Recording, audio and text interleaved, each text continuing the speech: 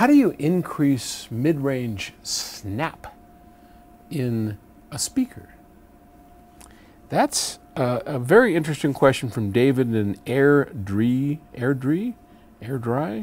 Canada. And I'm going to read you David's entire question.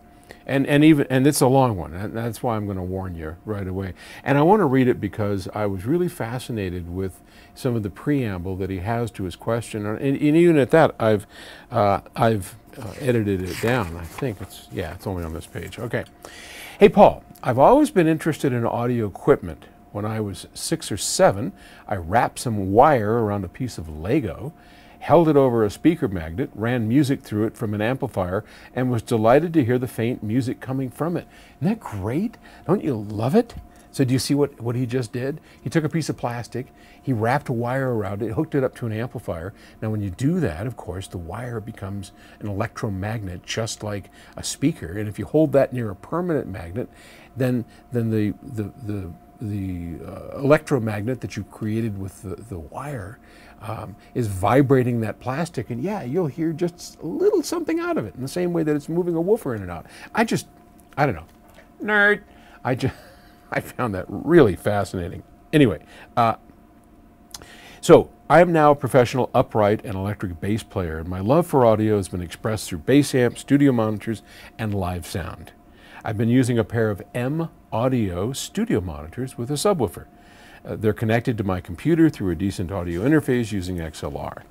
I'm always listening for the bass line, and I've found that while this setup has a good deal of low end to offer, got a subwoofer and all that, it seems to lack some of the mid-range clarity that defines the instrument.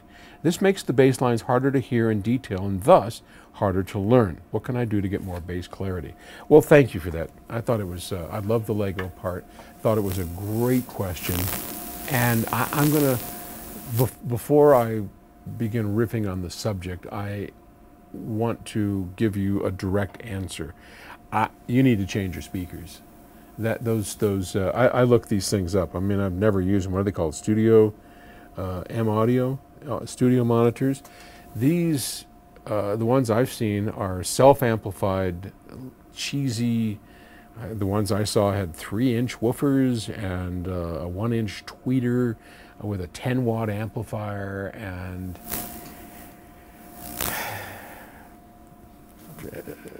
doo-doo. Not good. You could do so much better. I mean, if you can afford it, get a decent amp. Get one of our Stellars. Get a, I mean, almost anything would do better than these studio monitors that you have. Seriously, a Sprout. Get a Sprout and one of the little Sprout speakers. You'd be in heaven. Hook the subwoofer up to all of that. You'd have a great system. I think the Sprout's like $600. Get a pair of the ELACs and hook that. I know you don't need stereo because you're just playing a single instrument, but you can run a mono signal. Anyway, that's what you need to do. And there's any number of ways to do that. You don't have to spend a lot of money, but I would think that those speakers are really holding you back. What I found really interesting, though, about this question is your thought about following the bass line. How having frequencies, the low frequencies, because a bass is a lot of low frequencies, but missing the pluck, missing the transient nature of the bass. That's so easy to do, and it happens so often. When you're in your car and you're listening to the crappy little speakers in your car, or your Sonos, or your Bose, all that's gone. All that's gone. It's just not there. And in David's case, he's not able to follow the bass line because he's focused on that because he wants to learn the riff. You know, he wants to learn the basic notes that he does, and that's great.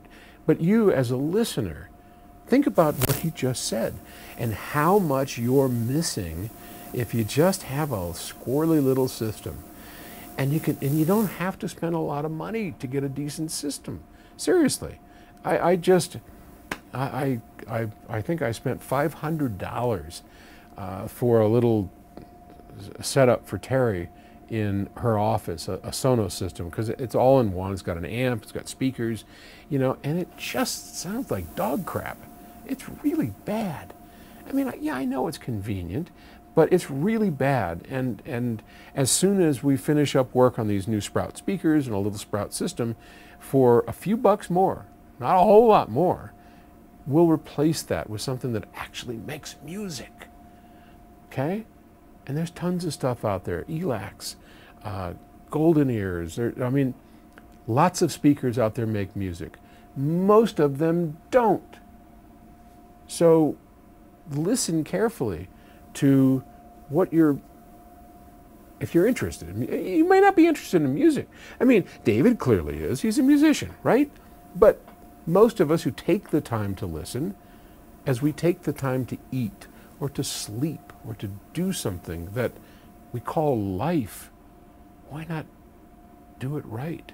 Why not invest the effort and a few bucks in getting it right? Look, I'm a vegetarian.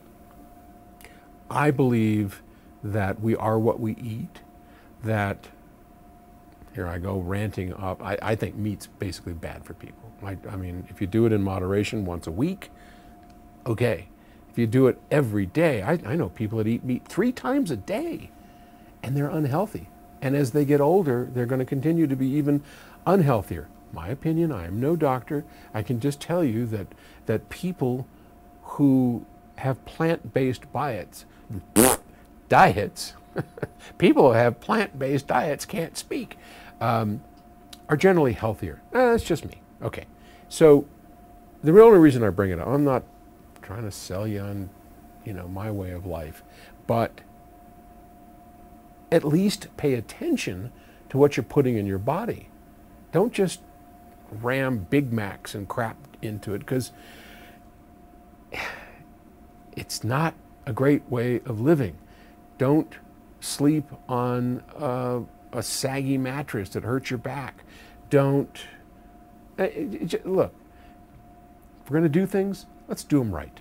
Let's enjoy life to its fullest.